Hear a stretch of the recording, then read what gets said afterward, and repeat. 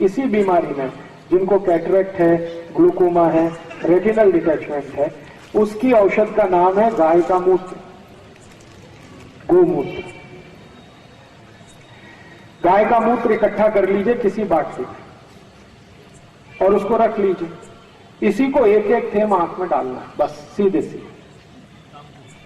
गाय का मूत्र, गाय माने देशी गाय, देशी गाय का मूत्र एक एक थेम रोज रात को आंख में डालिए सोते समय। तो 1 से सवा महीने में ये भी आपका कैटरेक्ट ठीक कर देगा, 2 सवा 2 महीने में ग्लूकोमा ठीक हो जाता है, और 3 महीने सतत डालें तो रेटिनल डिटैचमेंट ठीक कर देगा। 4 महीने लगातार डालेंगे तो चश्मा उतार देगा आपका। मोतीबिंदु जो है जी, वो मर्च हो जाता है या बाहर निकलता है? मर्ज हो जाता है। वो एक्चुअली क्या है, मोतियाबिंद एक तरह से फैट है, वसा है, तो वसा जल जाता है, जल जाता है तो वो वहीं अंदर ही खत्म हो जाता है, बाहर नहीं निकलेगा। जी, छान के अगर गाय बड़ी है जो 3-4 बार मां बन चुकी है, उस गाय का मूत्र लेंगे तो फिल्टर कर लीजिए, और गाय की बछड़ी है तो वो डायरेक्ट भी डाल सकते हैं, क्योंकि वो बहुत शुद्ध होता है और काफी कुछ फिल्टर होके जाता है। आंखों के रोग में मैंने इससे अच्छी कोई औषध अभी तक नहीं देखी, गोमूत्र से अच्छी, एकदम tax free, cost free, side effect नहीं है और एक्सपायरी डेट कुछ भी नहीं, हर गली हर गांव में उपलब्ध है। और गाय माता इतनी अद्भुत है कि वो कभी भी मूत्र देने के लिए पैसे नहीं लेती, आप डब्बा लगा दो, भर लो, लेकिन रखने का है कांच की बाटली। तो कांच की बाटली में अगर आप इसको भर के रखेंगे तो ये कभी भी खराब नहीं होता। गोमूत्र 10 साल, 15 साल, 20 साल, 40 साल तक सुरक्षित रखा रहता है, तो उसमें कभी भी जंतु नहीं पड़ते। ऐसा कहा जाता है कि गंगा जल में और गाय मूत्र में कभी भी जंतु नहीं पड़ते, माने गंगा जल की जितनी पवित्रता है, गाय के मूत्र की भी उतनी ही पवित्रता है। तो इस गोमूत्र का आप भरपूर इस्तेमाल करिए आंखों के लिए। अब बात शुरू हुई है तो आगे और बढ़ता हूं। इसी गोमूत्र का और कहां कहां इस्तेमाल आप कर सकते हैं? आंखों में तो कर ही सकते हैं, एक एक ड्रॉप डालें, एक एक थेंब डालें। कान में अगर कोई भी तकलीफ है आपको, कोई भी तकलीफ, लस निकल रही है, दर्द हो रहा है, कान में खुजली बहुत आ रही है, कुछ कुछ उसमें थोड़े फुंसी कान में हो गए, तो भी एक एक थेंब गोमूत्र कान में डाल सकते हैं, दोनों ही कान में डाल सकते हैं। और एक एक थेंब गोमूत्र 6-7 दिन ही डालेंगे तो कान के सब रोग ठीक कर देता है। इसी गोमूत्र को और क्या कर सकते हैं? जिनको दमा है, अस्थमा है, ब्रोंकियल अस्थमा है, सांस बहुत भरती है, इतनी सांस भरती है कि 10 कदम चल के बैठना पड़ता है, फिर 10 कदम चलते हैं, फिर बैठते हैं, इतनी गंभीर हालत जिनकी है, उनको गोमूत्र पीना चाहिए, आधा कप सवेरे सवेरे खाली पेट। अब आप ये पूछेंगे कि गोमूत्र कैसे पिए, उसमें बात आती है, तो दारू कैसे पीते हैं, उसमें भी तो बात आती है। अगर दारू की बोतल गटक सकते हैं तो गोमूत्र पीने में क्या तकलीफ है? तो कम से कम दारू से अच्छा। तो जिनको भी दमा है, अस्थमा है, सांस भरती है, दम भरता है, थोड़ा भी चले तो बैठ जाना पड़ता है, सबसे अच्छी औषध उनके लिए है ये गोमूत्र।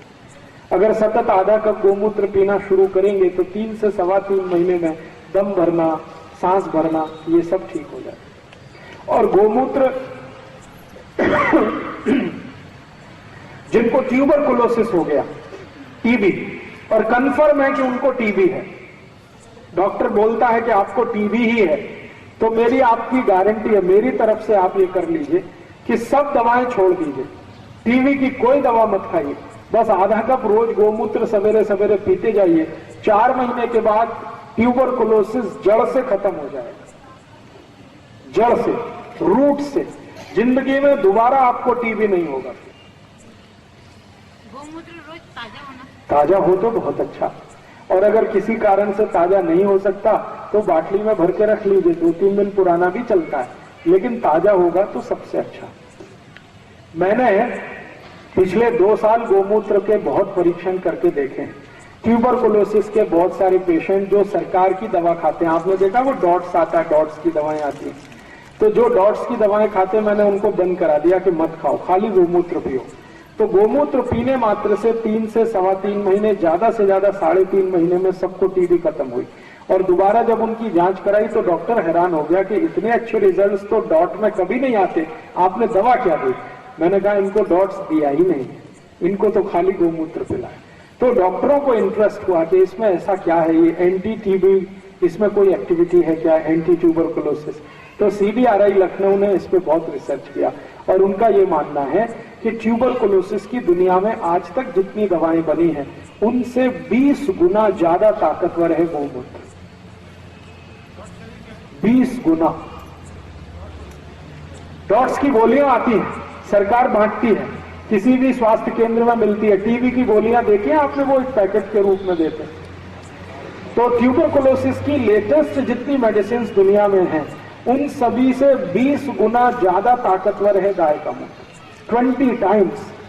जिन बच्चों को बाल अस्थमा दमा है उनके लिए भी अच्छा है। बचपन से जिन बच्चों को दमा है, बहुत सारे बच्चों को जन्म से दमा होता है, उनको आप 1 ही चम्मच दीजिए। बड़े लोगों को आधा कप, छोटे बच्चों को 1 चम्मच।